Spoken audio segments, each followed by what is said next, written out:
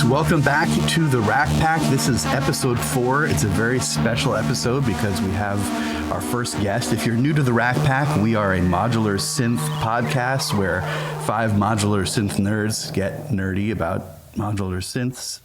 That's what we do.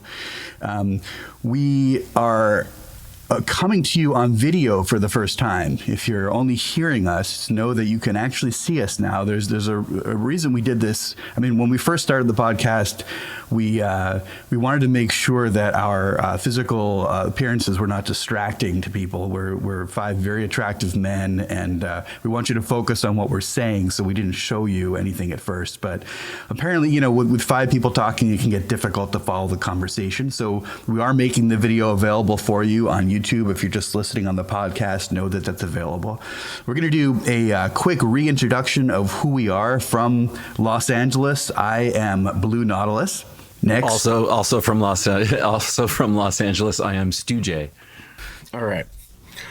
Moonbase Alpha from Los Angeles. Hey, this is Aussie Digi, also from Los Angeles. And breaking with tradition, hi, this is Synthad from Ireland. Okay, now we are so excited today to have this man as our first very special guest on the Rack Pack. We are joined today by the one and only POB, Patrick O'Brien, joining us from Washington, D.C. If you're not familiar with POB, just a quick introduction. He is a modular synthesist and electronic music performer who's based in D.C. I think he was in L.A. before that, but we're going to get his full life story. He's a specialist at noise engineering, known for his excellent module demonstrations. His module demos have more than once made me feel the gas. He is he was the co-organizer of Modular On The Spot in LA, and when he moved to DC, he helped to create Modular on the Mall, which is this amazing outdoor performance series in the mall in DC. He's a recording artist with releases on Bandcamp and Spotify under the name POB Energy.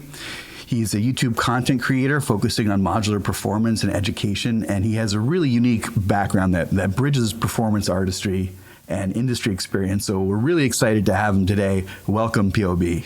Hey, thanks. Wow, first guest. Welcome. Yes. I feel like I need to bring you gifts, but you're so far away. You are the gift. You are yes. the gift. The gift that keeps on giving. That's right. Stu is going to start us off getting into your musical origin story. Yeah, but before I do, I just have to share some personal POB experiences, and they all involve my spending money.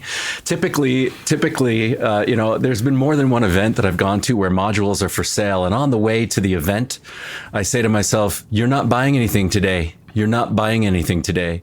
And then Pat does a demo, or Pat gives a performance, and within minutes I'm on my phone ordering something. And I think the most recent example of this, Synth Dad, you were literally sitting next to me at, I think it was it Super Booth last year? Not Super Booth. It was KnobCon last year is one of the more recent ones, where the night before Pat had done a performance with a new noise engineering model. It was the 4-channel sequencer. And Repetitor, maybe. That's right. And I'm sitting next to Synth Dad at a lecture, and Synth Dad sees me take out my phone and go to the noise engineering website and order it after. I do remember that. Yes. That night I'm like, I'm not ordering it. So Pat, your musical talents do translate to real-time economic benefits for the company that you work with, and I know everyone appreciates it, and we appreciate you. So with that, would love to learn a bit about your own personal journey. Specifically, I'd like to start with, what was your first musical experience? What was your first musical instrument? And then how did you transition over to electronic music? Wow. Well, thanks for having me as the first guest and the first on video. So luckily I did, shower and bathe properly. It was bath day today for me as well. Yes. And you're welcome on the gamut. I actually remember that. I was like, I don't think he's pulling out his phone because he was bored. I think there was a purchase happening there. So, where do we begin? Gee, I mean, I took lessons, like trumpet and piano lessons growing up, and I grew up with a brother who played drums all the time. Like I'd come off the school bus, and I would just hear this Iron Maiden, Dream Theater, just just coming up, and I was just loved the fact that there was practicing and loud noises going on, and just being around music all the time. So and I did try music. I did try drums for a while, and my brother was really mad when I reversed all the drums because I'm left-handed, and that did not fare very well, and I had to switch him back. But he actually had a Korg MS-10 that he had got from somebody because that person owed him money. He's like, well, I'll just take your synth in the meantime. So he had a synth sitting there, didn't really know a whole lot about using it, except for one song, which was the Edgar Winter group Frankenstein. That was the number one song in the country the day I was born. Fun fact. Wow. Well, the filter sweep on that, although it wasn't MS-10, but still, he was like, hey, check this out. And he did the filter sweep with the knob on the MS-10 right at the part, which is iconic. And I was just blown away by this sound. Like, what is this? This is not Bach or Bartok or Chopin. It was something really unusual. So then I moved into drums, and I got drum machines. I got a Roland TR-505, and I was briefly in a high school rap band. We were called Channel X, and Can we hear a little? Are there any surviving recordings? Were you rapping in that band? Actually, hang on a second. Oh, The yes. kind of rap that was like, if you see me walking down the street. By the way, if anyone's curious about the filter sweep on Frankenstein was actually, it was an ARP, I believe it was an ARP 2600. It might have been a 2500 or one of those. Anyway, okay, what do you got there, So Pat? this was my prop. So I wore this Bobcat hat, and I was like, that was me in high school. Daniel Boone. You had that surprisingly awesome. handy. Well, it has to sit by the wall of sense, because I have to remember my roots and where I came from. That's fantastic. forget. Or if there's a breeze in the studio. Yes. So then what was the aha moment with Modular? When did you trip into Modular? Well, Modular came out. Well, I mean, I spent. Once I got a Roland D20, which was the big synth at the time. Had a sequencer, had a floppy disk drive. I took that with me to college. I wrote a lot of sequencing, a lot of tracks on that, and I had a lot of fun. I was doing like film scoring and things in college with it. And then I just kind of, from there, I was thinking I was going to get into music, and then I heard about radio and just like being able to. I really like educating people and informing people. So I thought, well, I could be a music teacher and kind of teach a class, or I could get into media and like really impact thousands of people. So I got into radio, and I started in radio. And at that point, I was using my D20 to do like production bits and like chopping up the president's, what was a State of the Union address, and making him say weird things and just coming up with funny bits. And it was great. I loved working on the morning show as a producer. And so I kind of kept some of the music roots with that. And then from there, I decided to get into audio engineering, because I went to school with an audio production degree and got behind the boards and recorded a lot of bands, and I was really getting into more of the electronic stuff. And so when this TV job came up where I could be a web producer, I thought, oh, that's kind of a nice thing, because I was also doing some website design on the side. I was really fascinated by code, but I wasn't really doing a whole lot of music at that time. And even when I went to television, I wasn't doing a whole lot. I was thinking I could do soundtracking for different things for the station, but it just became too involved. But I did keep up with the plugins, and I kept up with Pro Tools, because in college, Pro Tools, I think it was 4. It had like a 2 gig drive was the external drive, was the, ooh, look at this huge drive. We can do 4-track recordings, stand back, and that was in college. And I thought, okay, so I was always mixed down. I was doing 8 tracks, 4 tracks to 2, add 2 tracks, mix to 2, add 2 tracks, mix to 2. And so I was just having a ton of fun and doing all that in college. But then but then in radio it was fun, but TV I kind of let it slide, but I was still keeping up with plugins, and that was kind of starting at that point. And I was doing a lot of them on the side, but it wasn't until I started DJing in the late 90s downtown in St. Louis, and I thought, oh, this is kind of cool, you can do the decks. And I DJ'd at a place called Banana Joe's, where it was all like 90s music. And I was like, I know there's something here that I want to do, but I don't know if the DJing is part of it, because I know that's the new thing that people are doing and try to beat mixing, and it wasn't really that either. And so I ended up moving to DC as my job was. I was promoted to a manager, and moved to DC to work for a station there. Still just kind of tinkering around, but it wasn't until I moved to Los Angeles in 2012 where I really understood music. Yeah, now we're getting into the beginnings of Eurorack, right? Yeah. And so how did you find Eurorack? How did that happen?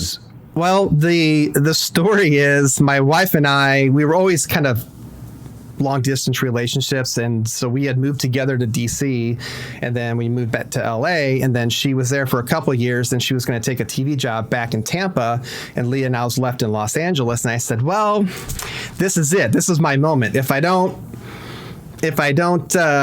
figure out what I want to do music-wise while I'm in Los Angeles, surrounded by just people who are naturally musicians, and if I don't take the step now, this is the moment. So, and I'm like, I don't want to go to the bar and just, woe is me, I'm not with my wife. So I went to the music store, Big City Music, there in Studio City.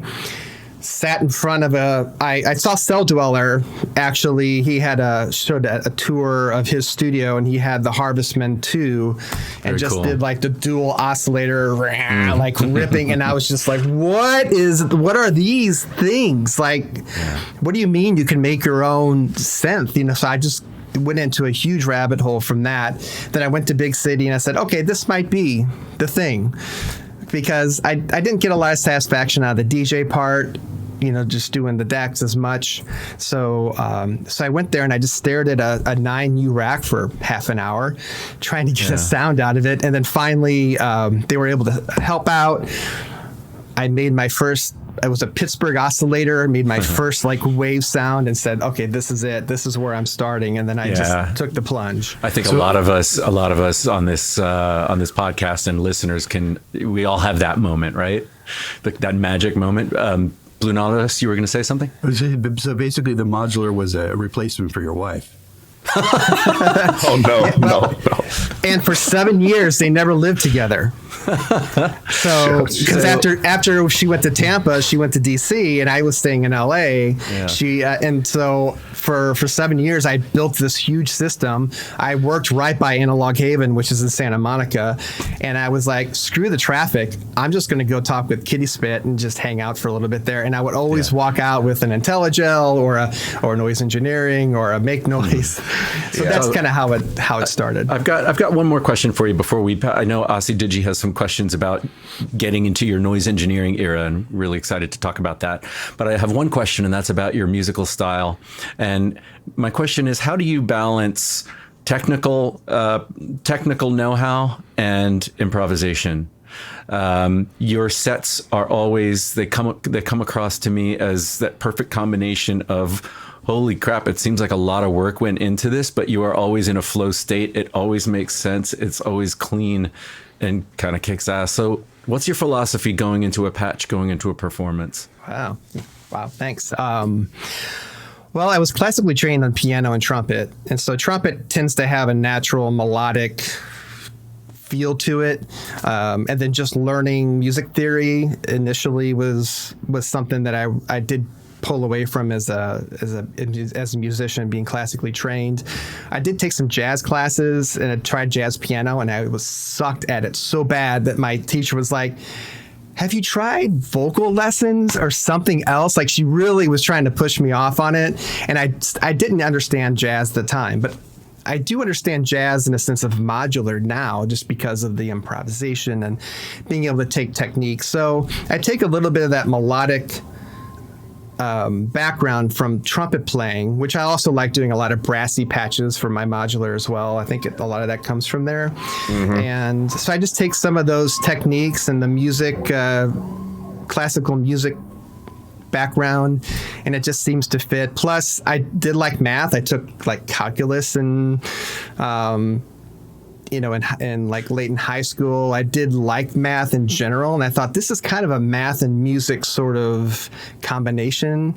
So that was really where I felt I had a good grasp of it, and that's why I really leaned into this versus any other musical instrument. So that might be the reason why my style kind of comes across that way.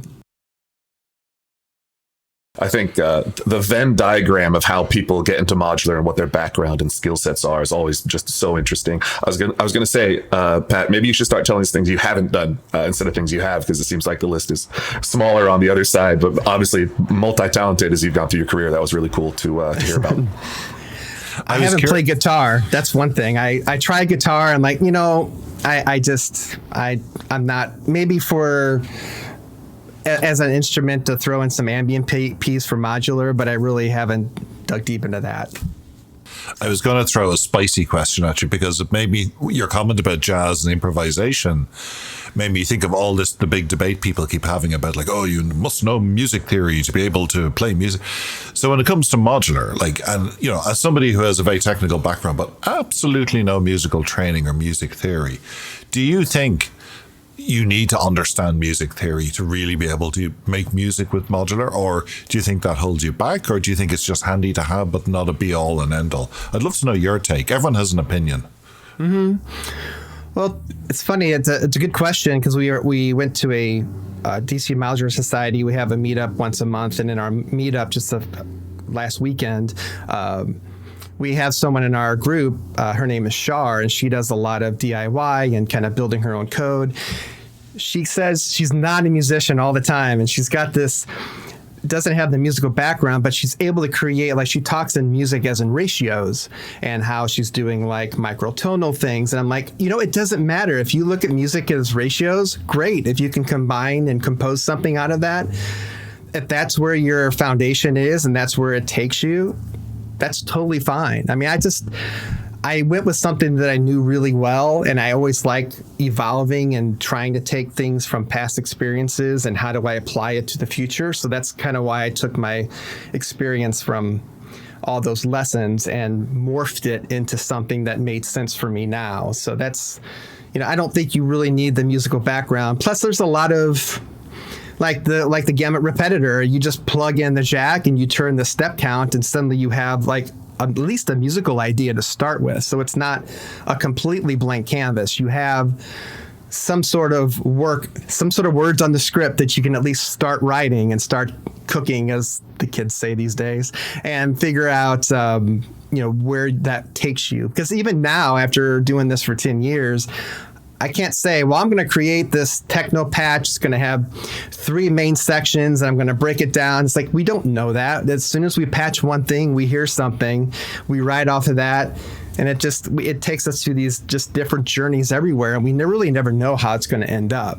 And even, I remember playing a set for New York Modular Society a couple of years ago, and I had the tempo set up to like 104. I was going to do just kind of a nice chill patch, and I sat there and like, this crowd is pretty amped up, and I just out of nowhere I just turned my BPM to like 144 and said, well, we'll see where it goes. I had never rehearsed it that way, but I just kind of like, you feel that and just you just try different things, because again, you just never know how it's going to end up. So I don't think, whatever background you have, if you find a way to connect it in a musical way or in a synthesizer way or through ratios or whatever, I think you're going to come up with new ways of hearing things, and other people will be impressed by that and say, I support that. I want to see where this heads with your specific background.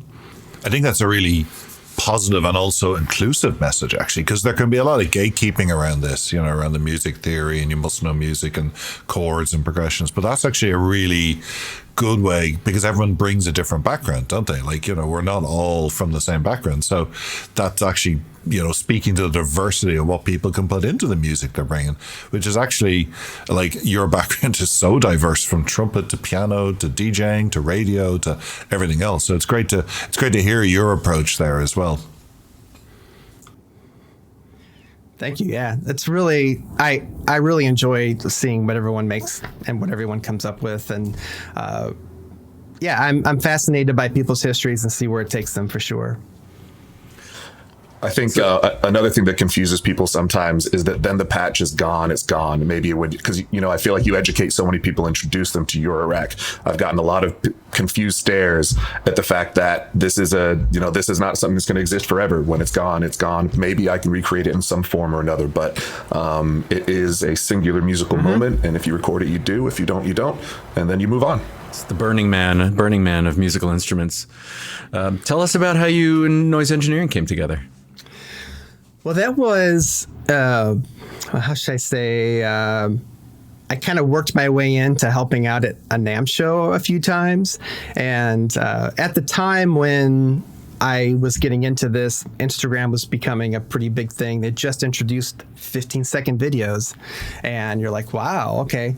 So I would create 15-second patches all the time, not 16 seconds, just 15, just the max. Like, that's it. I can't do more than that.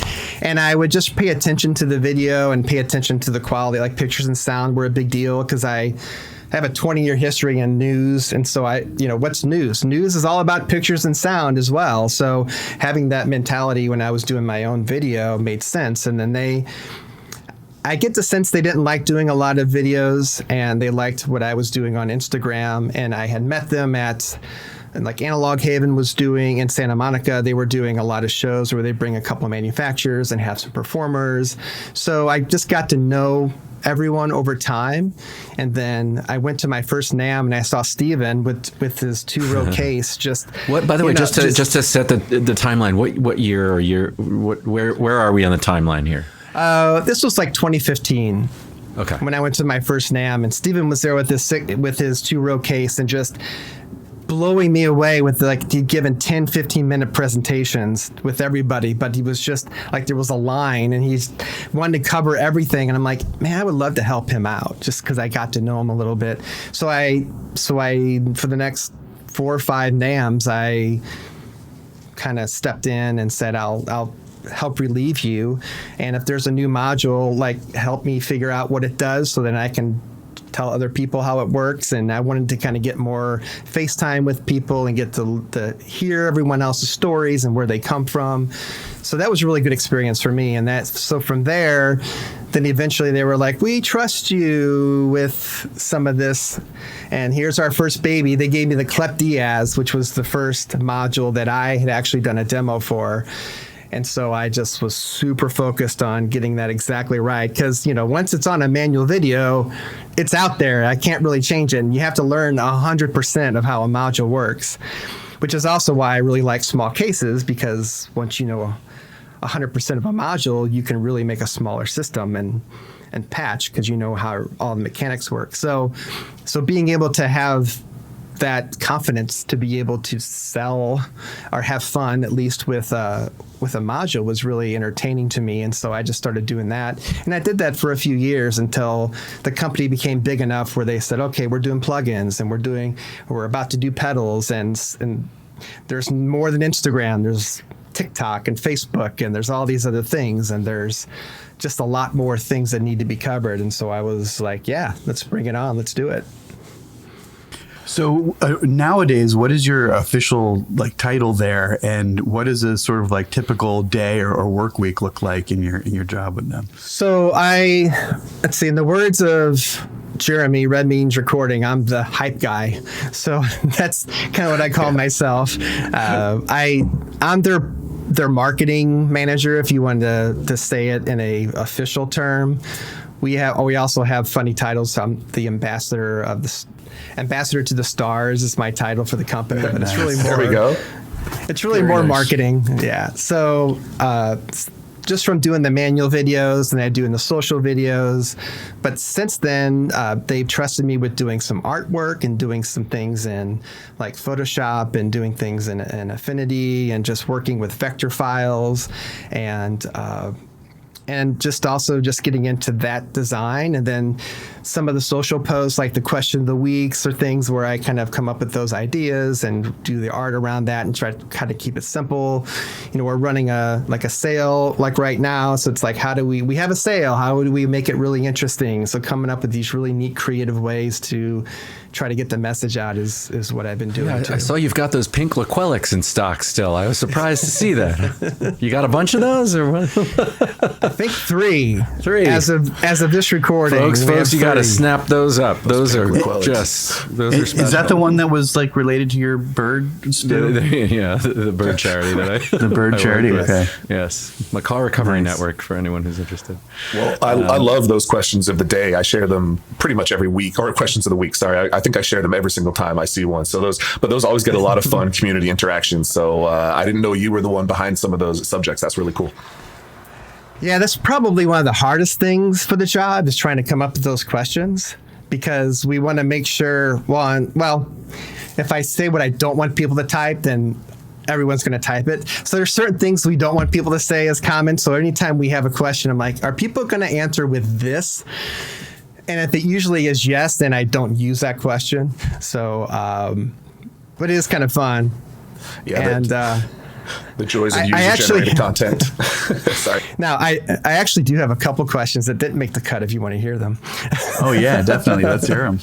Because we try to be engaging and compelling and try to, but sometimes when you're thinking of questions, you kind of go way off the rails and you have to kind of steer yourself back. So like one of the questions, let me see here, hold on. I have a list. This is great. We have So to this answer the is- questions now, right? I don't think you want to. No. So here's a question that probably would not have worked. Like, what do you listen to while rearranging your rack instead of making music? See, that's a good one. Or what module reminds you of your ex? Like, Ooh, controversial. yeah. See, This was great at first. That's a good one. Or have you ever cranked your speakers to 10 just so you could feel something? Oh, okay. I see where. It's a little dark, and I gotta kind of reel it back just in. so you could a little feel bit. something, feel anything. Well, mine go to 11, so.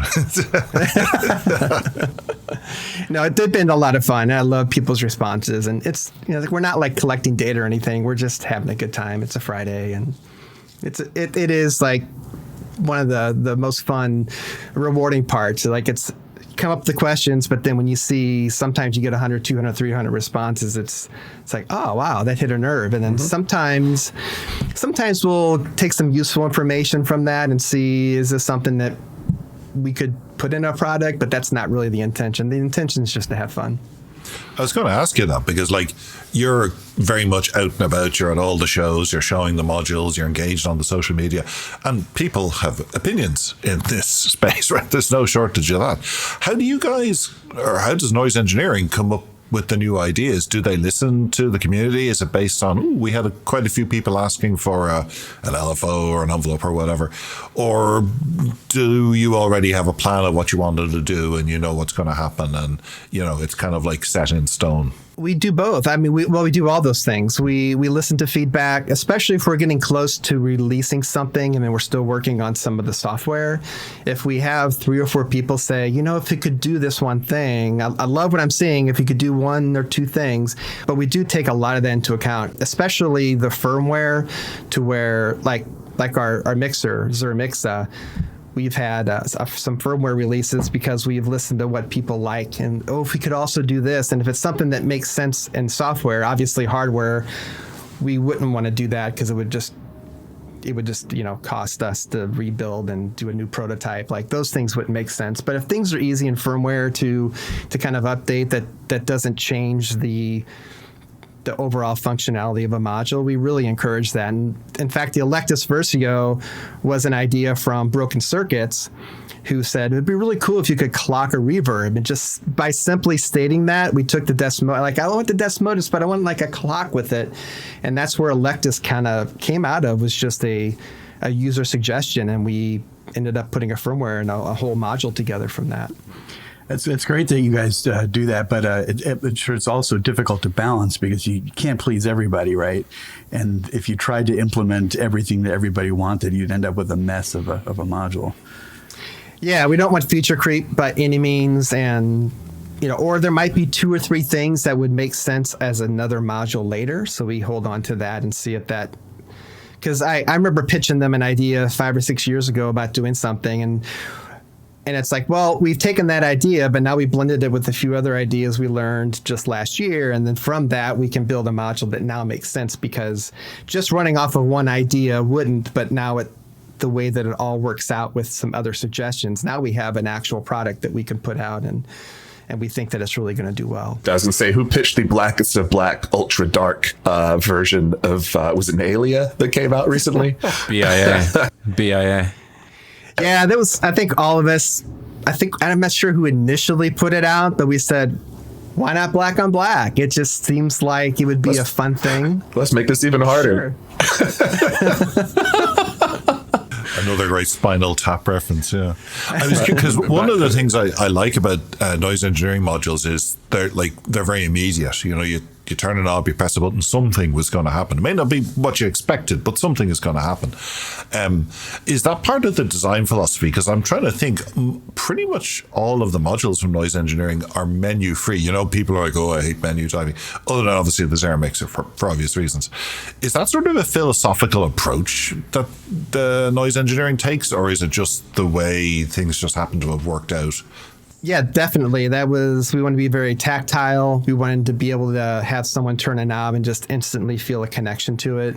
We don't do a whole lot of shift functions, or, really, we don't really want people to sift through a manual when they first get a module to figure out how things work. We really want it to be playable right out of the box. So yeah, that's been a core thing that we want to make sure that our gear is very playable and that you can understand it right away. And then if you have questions or you need the manual to kind of say, what was the reference to that?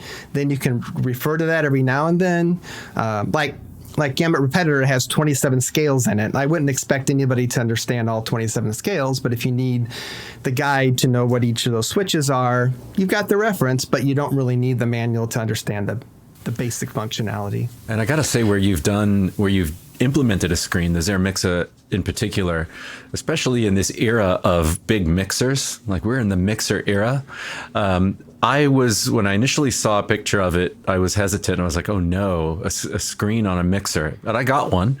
It's so well implemented, and nobody's paying me to say this, but I got up and running so quickly. It's so intuitive. I just wanted to put in a solid shout out for that solid mixer. So great work. There's Nice, also a new screen on the new version of the Mimetic Digitalis. I saw it this weekend at the LA Synth Expo. It's a really beautiful looking little screen. It's color.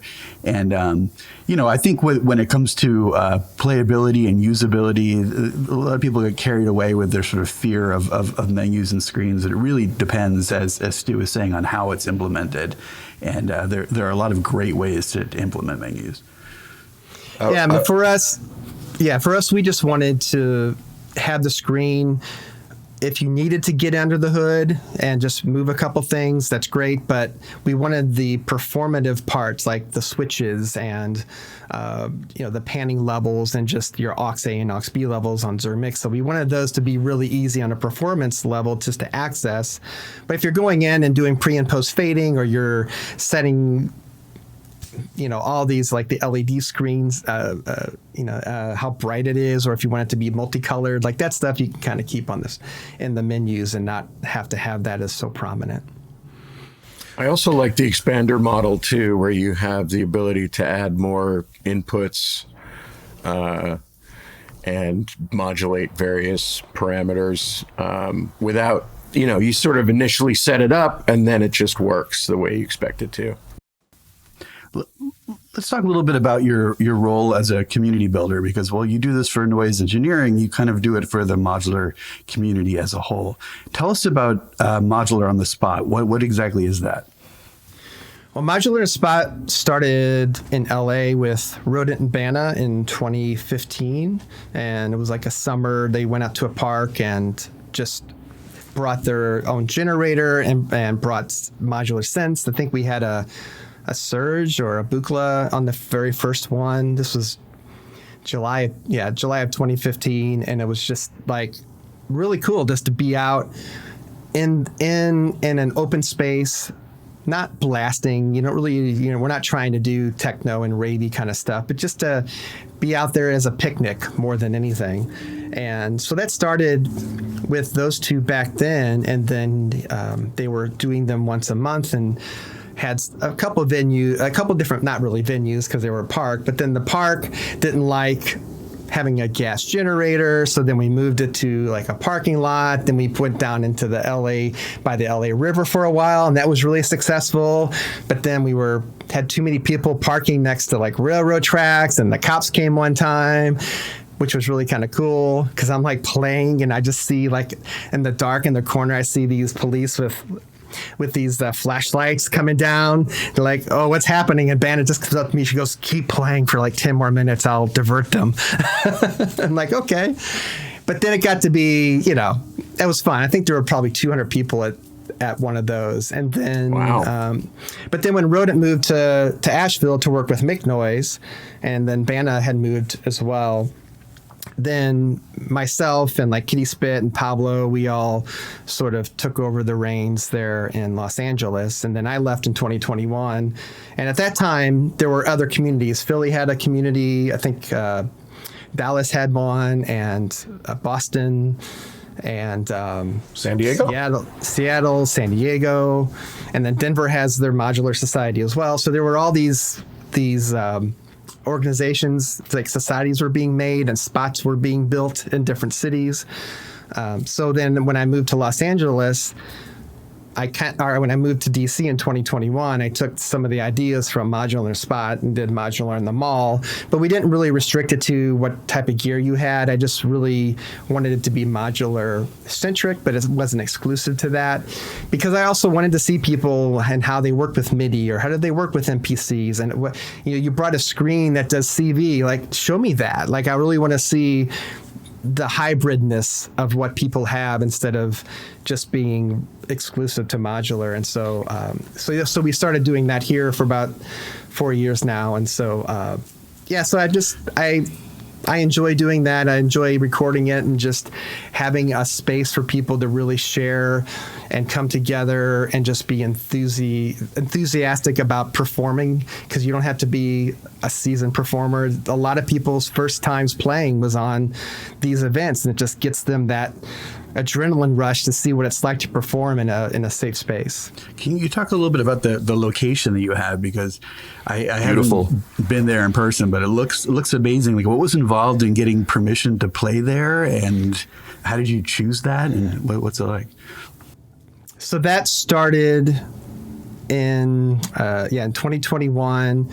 I actually played on the National Mall for a thing in 2018 because my wife was out in DC. It was called Catharsis on the Mall. It was supposed to be like a Burning Man type of thing for DC, and they had they burned stuff like on the mall. It was crazy that things were burning on the National Mall right by the Washington Monument. But I'm like, and so I asked if I could perform one time, and they said sure. So I actually played my modular on the National Mall. I'm like, I'm on the National Mall and I'm playing modular, and people were dancing and people in panda suits doing all weird stuff. I'm like, yes.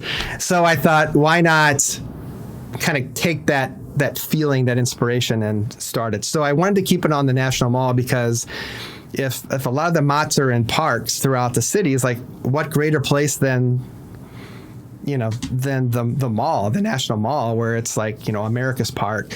So I had to choose between a couple places. We ended up going with the World War I Memorial because there's only like there, and maybe the Jefferson Memorial and the South Lawn, which was by a major interstate. So if you were doing ambient, you were just going to get a constant noise buzz of the tires going past. So we had this nice, quaint little place tucked in, nestled behind the trees with kind of a breeze blowing, which is by the south of the reflecting pool, right by the Lincoln Memorial, right by the, it's just really easy. It was right by World War II Memorial. I had a bathrooms right down like 3 minutes away. And I thought, this is great. So I called National Parks. They said yes.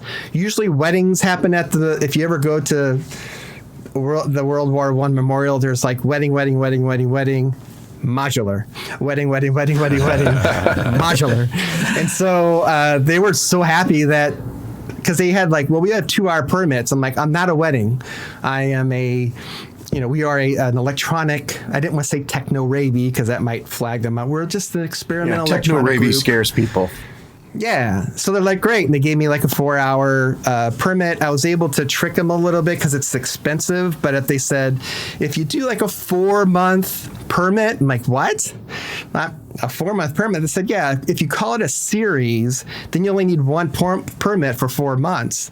I'm like, oh. There we go. So then I was able to do 4 different shows.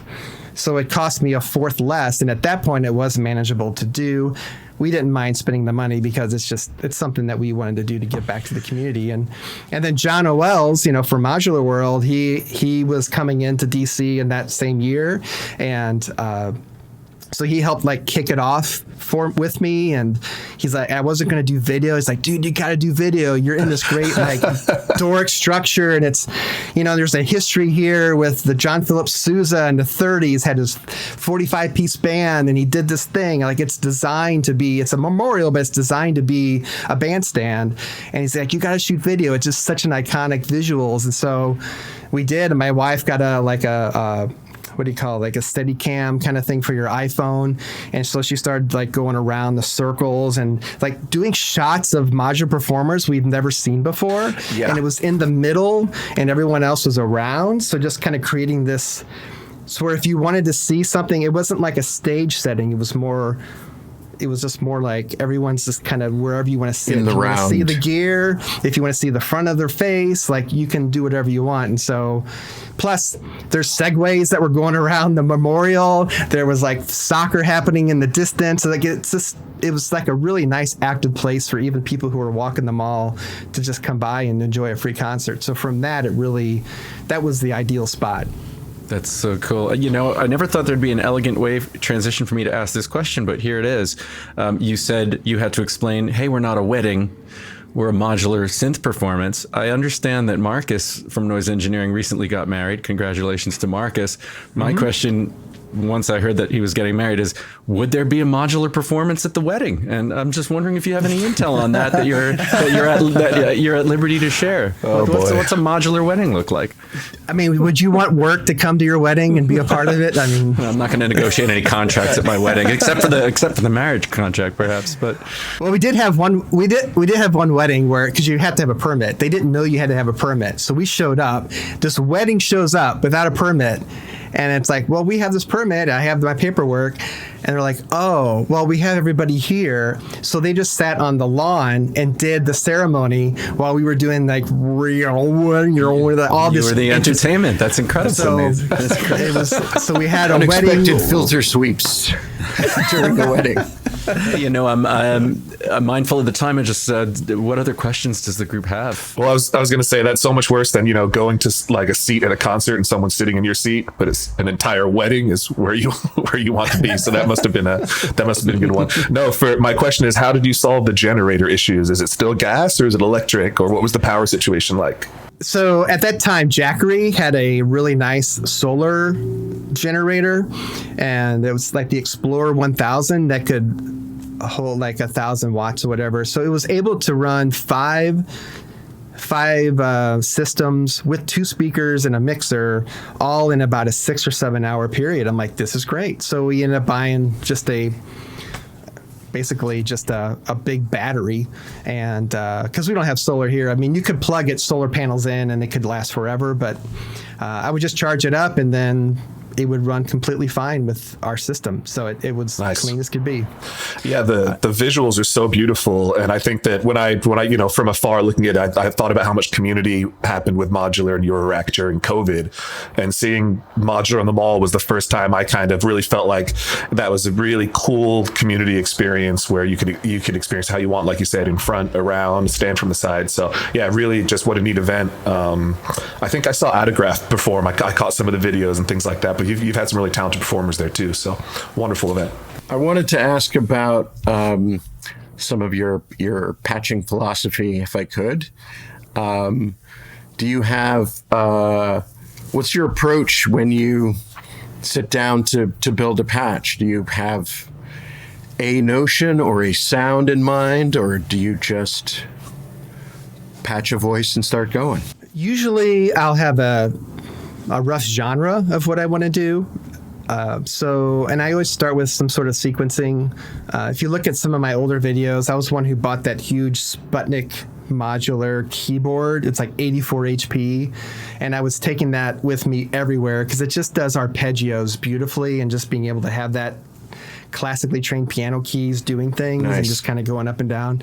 So I think because I use that instrument or use that specific module so much that I just start with that. It's just a comfort level, and then I can kind of ease into how I want the drums to go, or how I want, like, I like doing full voices. I like doing full frequencies. I like having the low ends and the high ends, and just having everything balanced really nice, as much as I can in a case. So that's kind of where I am. Like the gamut repetitor took a lot of that. Now I'm using that a lot more, just because it still does the notes that go up and down and very similar things to what that does. So it leaves me some room, especially if I'm doing small cases. So I start with a lot of just sequencing, and then start building some root notes and seeing what interesting variations of chords that come out of that. And that's kind of how I start.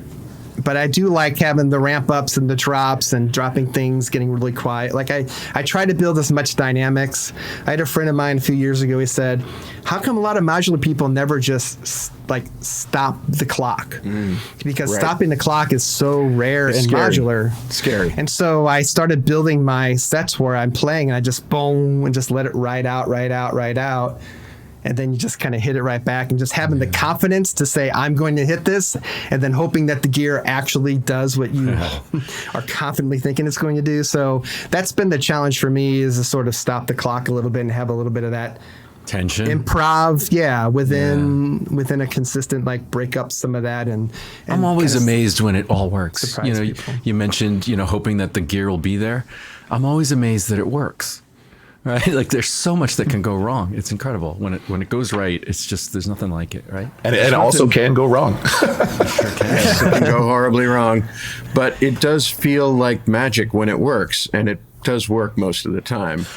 I wonder how do you balance complexity and musicality? I know it's hard to, especially with a smaller case, it can be hard to create variation.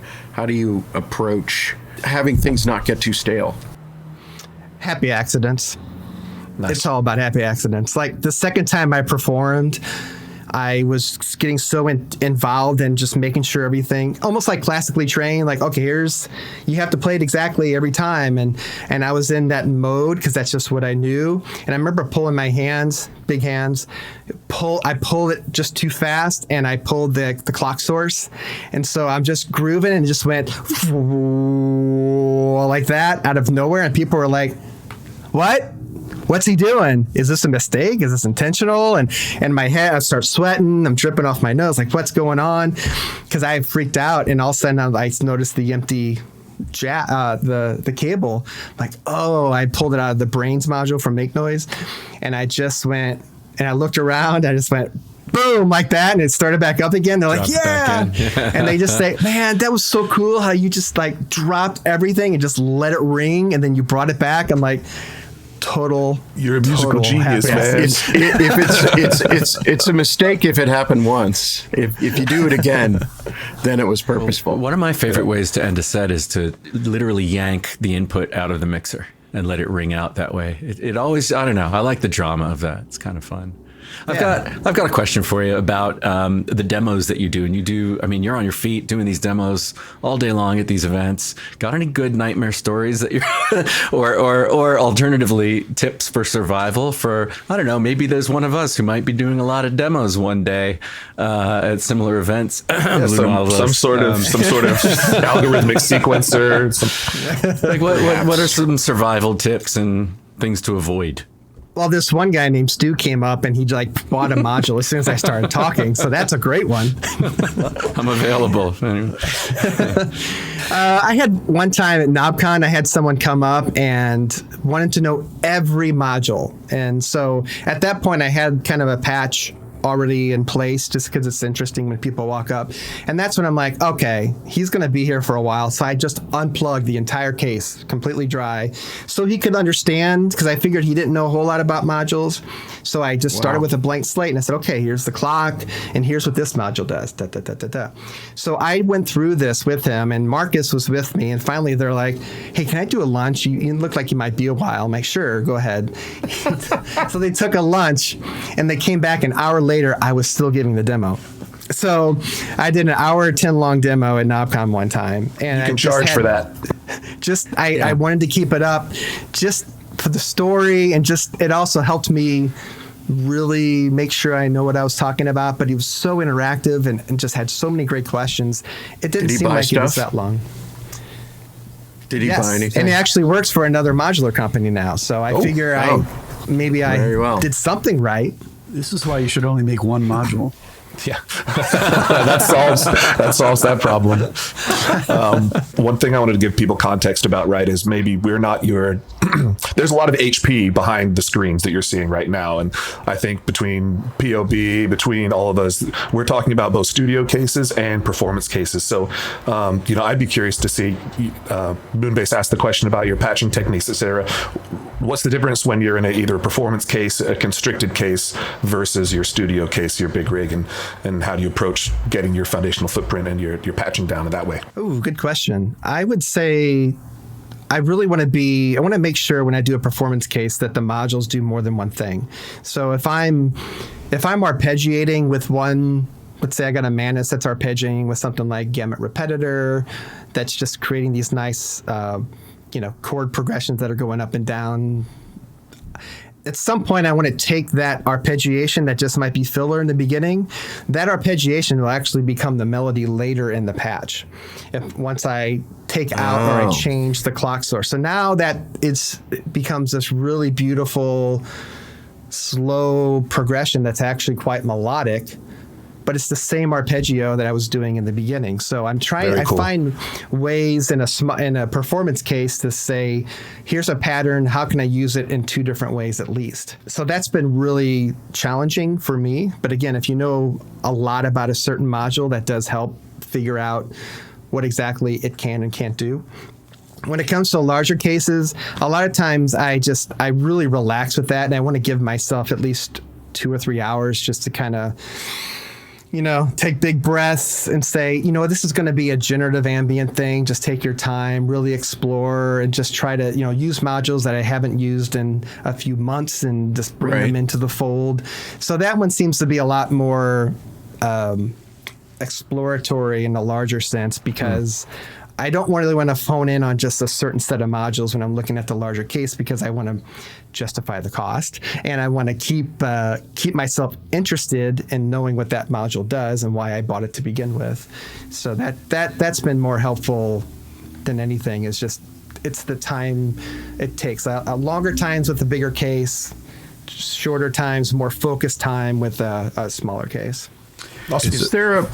Is there a module that you bought for a particular use that ended up having another more surprising use as you got to know it better? Yeah, I would say Lapis O. It's the attenuator with the four channels you can slide up and down. Core module. What's that thing? I love that thing. Yes. Love that thing. I use that to slide between notes, actually, instead of using it for CV control. So I'll actually run it as pitch up and down, which usually you don't do with a attenuverter for the most part. So if I want to drop it down 2 whole notes and do that major 6th thing and bring it back up, or I end up using that more to adjust the sliding and slewing between notes.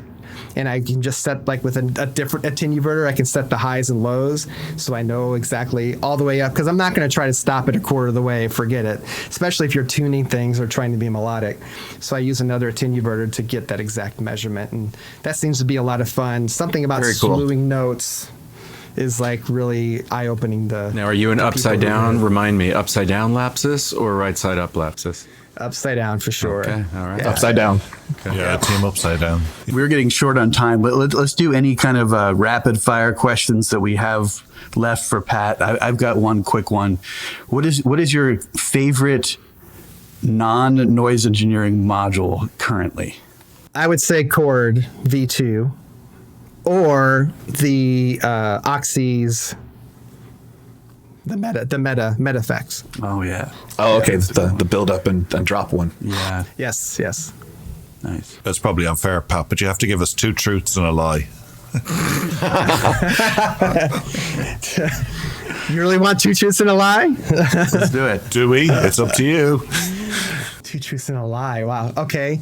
I met my doppelganger, Jim Gaffigan. One of my relatives was one of the founding fathers of signed on the Constitution, our Declaration of Independence, I should say.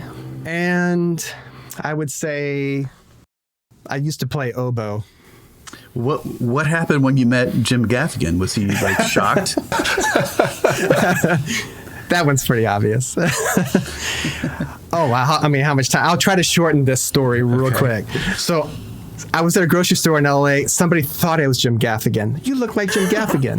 Really? So then I took a side-by-side and put on Instagram and said, do I look like Jim Gaffigan? And so it was side-by-side. I got a lot of comments. Somehow that reached him. And then he's like, hey, can I use your photo? I'm going to be on CBS Late Show. And I'm doing this look-alike thing. Can I use it? I'm like, sure, you have my permission. So he goes on, shows all these doppelgangers, and of course my face is on CBS. I'm like, this is amazing. Then he shows up in Good Day LA because I worked for Channel 11 in Los Angeles. So he shows up to promote one of his comedy shows.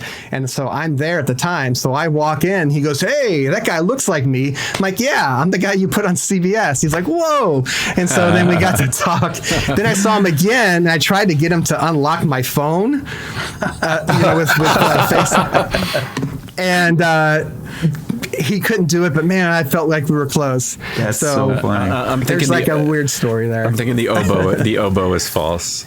Yeah, it was false. Yeah, We know it was actually bassoon. I have one question for you, and it's not a follow up to the Declaration of Independence, though I am intrigued. It's Jim Gaffigan comes up to you and says, "Hey man, I want to get into modular. What do I do first?" How do you answer that question? I'd say fly me out. I'll do whatever it takes. Is there a module or some approach you think is best for beginners? Nice, easy question to finish off there. You have 30 seconds. Any of the 2HP modules I really think are great just to get started. They're you're not spending a whole lot of money. You're learning the basic functions of what one thing can do really well. I started out with the Pittsburgh oscillator, was my very first oscillator. My first VCA was the 4MS VCA Matrix, which was massive. I didn't even know how to use it for the first 2 years until I'm like, oh, that's what a VCA is. It was just too big. So I would say, though, really at this point, I would say Loquelic is great just to get some nice gnarly bass sounds. You can really have some fun with the timbres and just the harmonics if you want something that's voice-wise. For just a little more sequence control, the gamut repetitor is always really good because you can just turn the step knob and you're off and running. Sure. Those two I think are really great starter modules. Very cool. Those are really good places just to get going and try to understand what synthesis is. That's great. Thank you. Yeah. Nice. Let's talk about how people can actually find POB on the internet, right? So on Instagram, POB Energy, on YouTube, Patrick O'Brien, and on Bandcamp, POB Energy also. But we'll make sure to have nice detailed show notes so everyone can follow up on that. Pat, is there anything that you want to promote or anything coming up in the near future that you're excited about before we wrap up? Sure. Please come out to KnobCon. It's in September. I'm going to do the chill room. I'm going to do a set in the chill room this time, little quad ambient, which should be a lot of fun. But definitely come out and just talk to everyone. There's so many great people there, and we all just want to share the knowledge and just get to know you and just to see the people behind all of the socials. So if you can, it's a relatively low cost convention that's kind of in the middle of America. So I always encourage people to go into that and just having a great time. And So it's a really fun event, and we may have a live Rack Pack episode there this year. So definitely come say hi to all of us. Nice. Pat, thank you so much for joining us. This was really great. Thank you very it's much. So good to talk to you. You're welcome. Really Thank you great. for the invite. Yeah. All right, we'll see everybody on the next episode of the Rack Pack. See ya. Take it easy, but take it. Bye, everyone.